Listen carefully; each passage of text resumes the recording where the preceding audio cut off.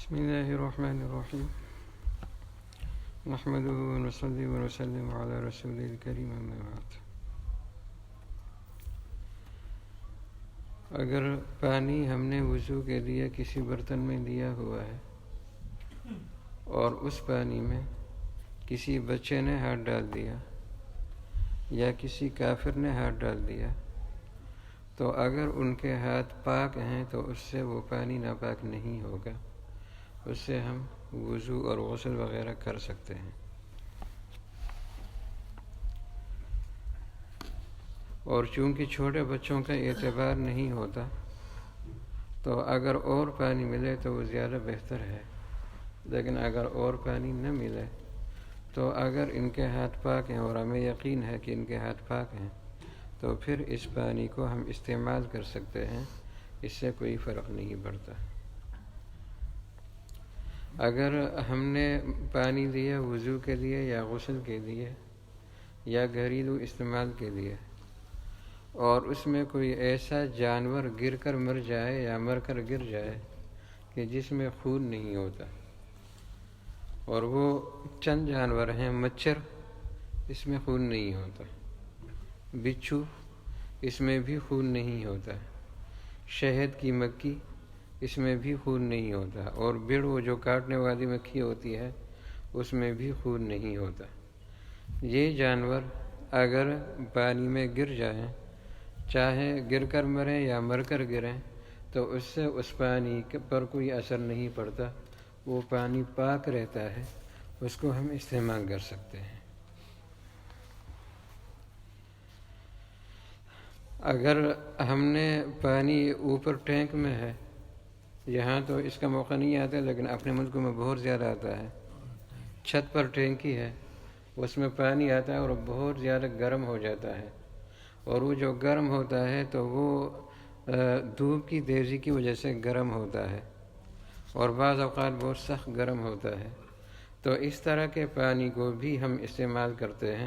کر سکتے ہیں، یہ گرم ہونے کی وجہ سے ناپاک نہیں ہوتا۔ ہاں، اگر دھوپ کی تپش کی وجہ سے ہم نے اس پانی کو جلا دیا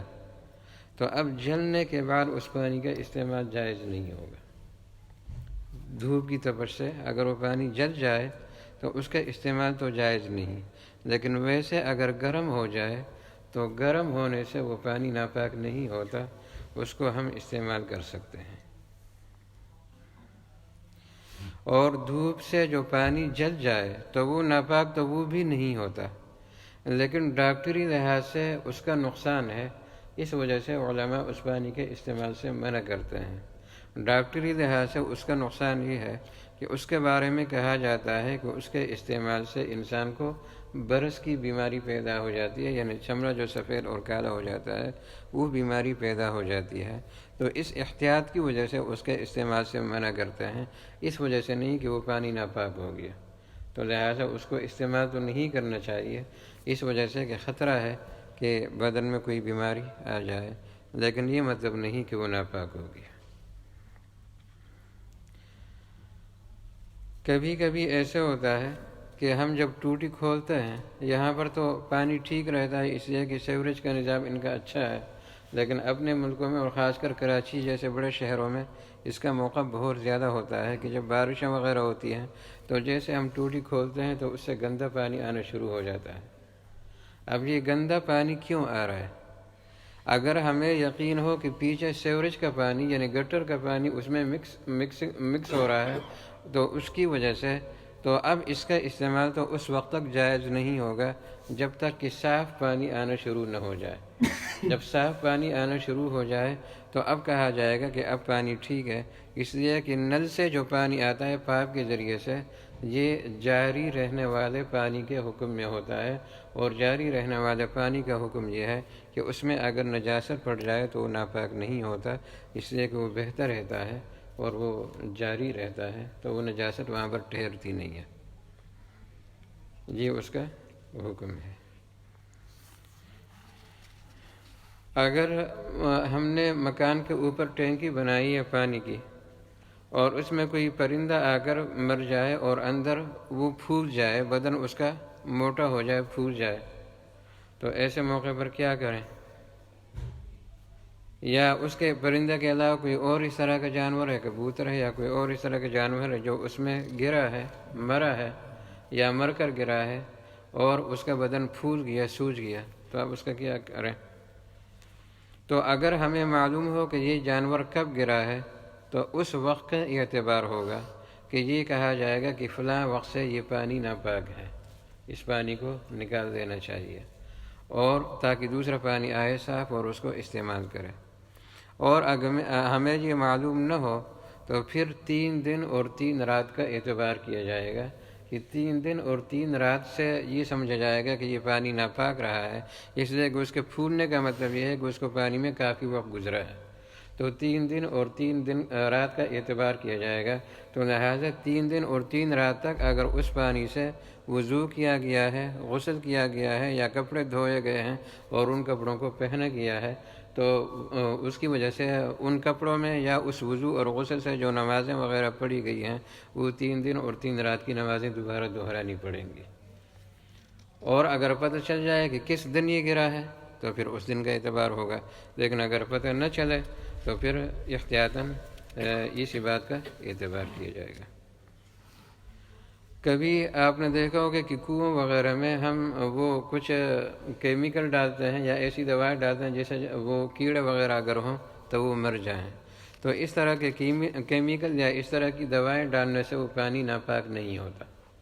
اس سے پانی ناپاک نہیں ہوتا، اس کو استعمال کر سکتے ہیں۔ یہاں پر بھی جو ہمارا پانی ہم استعمال کرتے ہیں بارش کا پانی ہے، تو اس میں بھی وہ اس کو فلٹر کرتے ہیں اور اس میں اس طرح کے کیمیکلز وغیرہ ڈالتے ہیں تاکہ کیڑے وغیرہ یہ چیزیں اس میں نہ پڑیں۔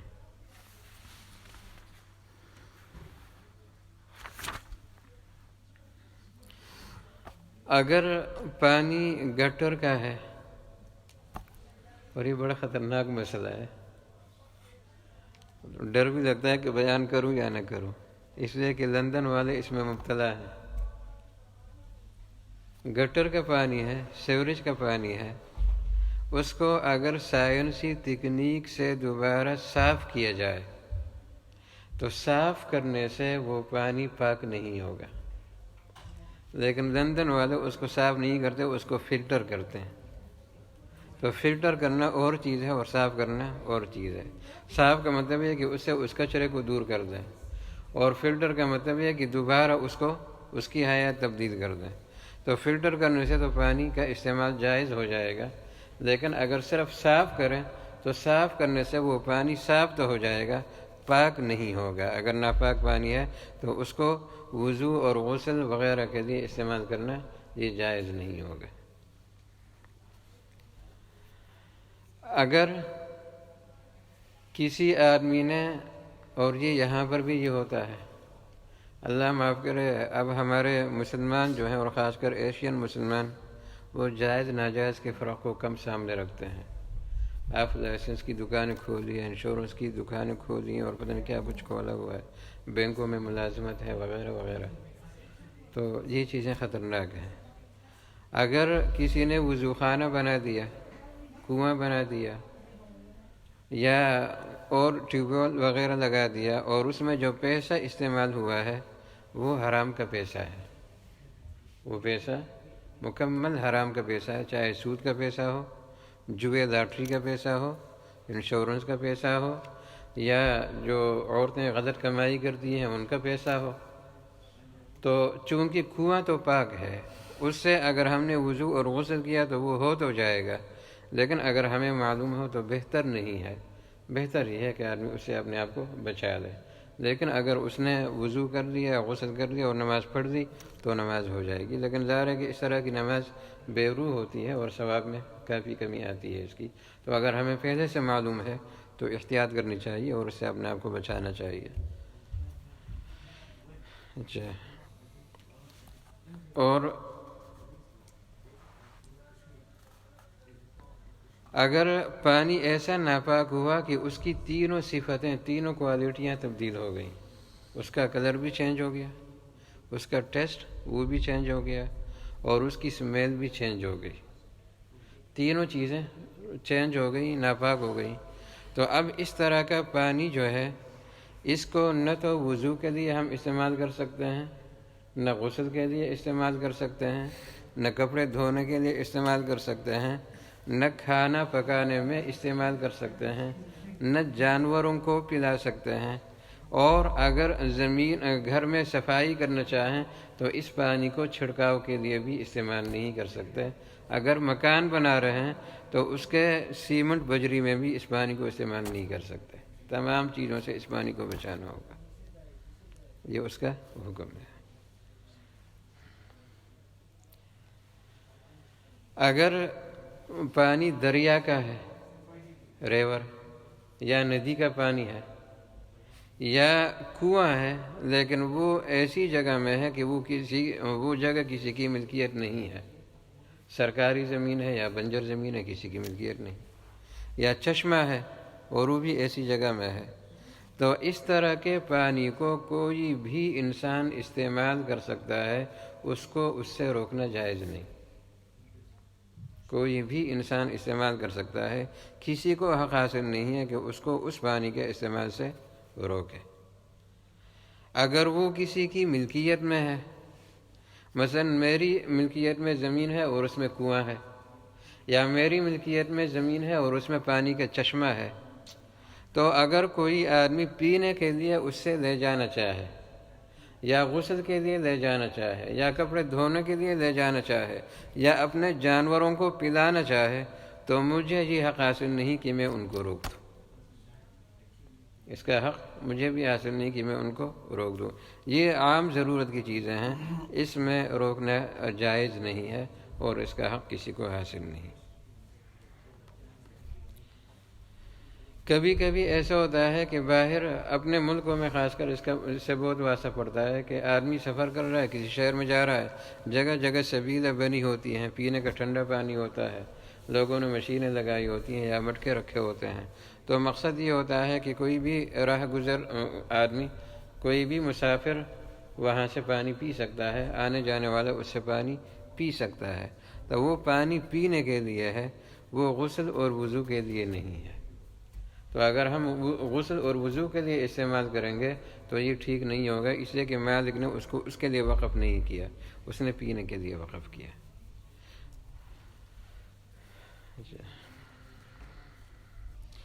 ہاں، اگر وہ پانی اتنا زیادہ ہے کہ ہمارے وضو غسل سے اس پر کوئی فرق نہیں پڑتا تو اب ہم اسے وضو اور غسل بھی کر سکتے ہیں، لیکن اگر کم ہے اور پینے کے لیے کافی ہے تو وہ صرف پینے کے لیے اس کو استعمال کیا جائے گا، اس سے زیادہ وضو اور غسل وغیرہ کے لیے استعمال نہیں کیا جائے گا۔ کبھی کبھی ایسا بھی ہوتا ہے کہ پانی موجود ہے لیکن کم ہے، ضرورت والے بہت سارے ہوں اور پانی کم ہے۔ مثلاً 8-10 ساتھی ہیں، سفر میں ہیں، اور وہاں پر ان کے پاس ایک کولر میں پانی ہے، صرف اس کولر میں پانی ہے، جو ٹوٹل پانی ہے بس وہی پانی ہے۔ اب وہاں پر اتفاق کی بات یہ ہے کہ یہ جو ہے سفر ایسا ہے کہ اس میں مرد بھی ہیں، عورتیں بھی ہیں، اور ضرورت سب کی ہے۔ ان میں سے ایک آدمی وہ ہے جو جنوبی ہے، جس پر غسل فرض ہے، کچھ عورتیں وہ ہیں جو حالت حیض میں ہیں یا نفاس میں ہیں، کچھ آدمی وہ ہیں یا عورتیں وہ ہیں کہ جن کو وضو کرنا ہے، ان کا وضو ٹوٹ چکا ہے، تو ایسے موقع پر اگر اس پانی کا مالک کوئی نہ ہو بلکہ سب کا مشترک پانی ہو، تو جو سب سے زیادہ ناپاکی کی حالت میں ہوگا اس پانی کا اصل حقدار وہ ہوگا، اور وہ جنابت والا انسان ہے، تو سب سے پہلے حق اس کو ملے گا۔ لیکن اگر وہ کسی کی ملکیت میں ہے، کوئی ایک بندہ اس کا مالک ہے، تو پھر وہی آدمی اس کا حقدار ہوگا، پھر وہ اگر اپنی مرضی سے کسی کو دینا چاہے تو دے سکتا ہے۔ اگر عورت نے وضو کیا یا غسل کیا اور اس سے پانی بچا، مثلا بالٹی میں پانی ڈال دیا تھا وضو کے لیے، غسل کیا اور اس سے لے کر وہ وضو کرتے رہی یا غسل کرتی رہی اور کچھ پانی باقی بچ گیا، تو اس کے شوہر کو وہ پانی استعمال کرنا یا غیر مرد کو وہ پانی استعمال کرنا ناجائز تو نہیں ہے لیکن بہتر نہیں ہے۔ اگر میاں بیوی ایک ساتھ وہ وضو اور غسل کریں اس میں کوئی حرج نہیں، لیکن اگر بیوی نے پہلے وضو کیا تو بعد میں اگر شوہر وضو کر رہا ہے یا غسل کر رہا ہے تو بہتر یہ ہے کہ وہ پانی استعمال نہ کرے، لیکن اگر اس نے کر لیا تو ناجائز بھی نہیں ہے، بس یہ ہے کہ بہتر اولا اور غیر اولا کا یہ مسئلہ ہے۔ اور غیر مرد کو بھی استعمال نہیں کرنا چاہیے، اس لیے کہ ممکن ہے کہ نفس اور شیطان اس کے دل میں اس عورت کے بارے میں غلط خیالات لائیں اور گناہ کی طرف اس کے ذہن کو لے جائیں، تو یہ وضو اور غسل اس کے لیے گناہ کا ایک ذریعہ بن جائے۔ تو بہتر یہ ہے کہ غیر مرد بھی اس کو استعمال نہ کرے۔ اچھا، اگر کسی نے استنجا کیا اور استنجا سے پانی بچا، لوٹے میں پانی دیا، کچھ پانی استنجا کے لیے استعمال کیا، باقی بچ گیا، تو جو پانی بچا اس سے یہ وضو کر سکتا ہے۔ اگر وضو کے لیے پانی دیا اور کچھ پانی بچ گیا اور اتنا پانی بچ گیا کہ یہ اس سے غسل کر سکتا ہے، تو یہ اس کو غسل میں استعمال کر سکتا ہے۔ اگر وضو اور استنجا سے پانی بچ گیا اور یہ اس کو پینا چاہے تو پی بھی سکتا ہے، اس میں کوئی حرج نہیں، وہ ناپاک نہیں ہوتا۔ میرے خیال سے آج تو اتنے مسائل کافی ہیں، اگر یہ بھی ہضم ہو جائے۔ اللہ عمل کی توفیق عطا فرمائے۔ مفتی صاحب، یہ جو آپ نے بتایا ہے کہ انشورنس کے پیسے یا دوسرے پیسوں سے کوئی چیز بنی ہو، یہ تو اب لینے والے کو پتہ ہوگا کہ جس بندے نے دیے ہیں کہ اس کے پیسے کیسے تھے، حلال تھے، حرام تھے، کس طرح کے تھے۔ تو جو بندہ باہر سے آیا اس کو تو نہیں پتا کہ یہ کس، جس کو پتہ نہیں ہے وہ مکلف نہیں، لیکن جس کو پتہ ہے، جس کو پتہ ہے کہ تو اس کو احتیاط کرنی چاہیے۔ غسل کے حوالے سے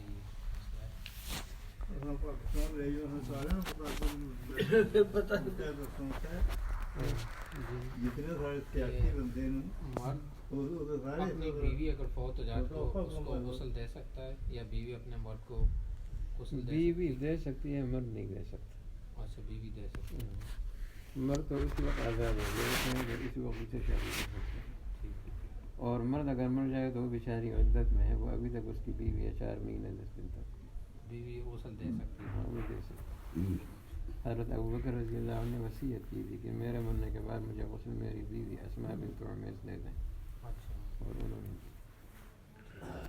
مفتی صاحب، زمزم کے پانی کے ساتھ آپ وہ وضو کر سکتے یہ ہیں؟ مسئلہ آ رہا ہے، یہ اگلے درس میں آ رہا ہے انشاءاللہ۔ اچھا، ٹھیک ہے۔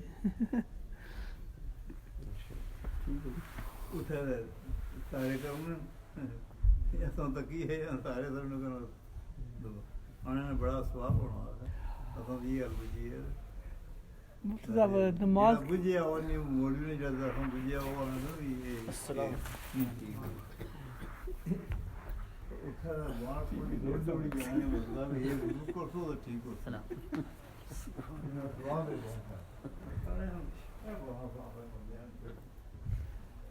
بزرگ لوگ ایسے ہی انہوں نے رکھا وہاں پانی پینے واسطے وہ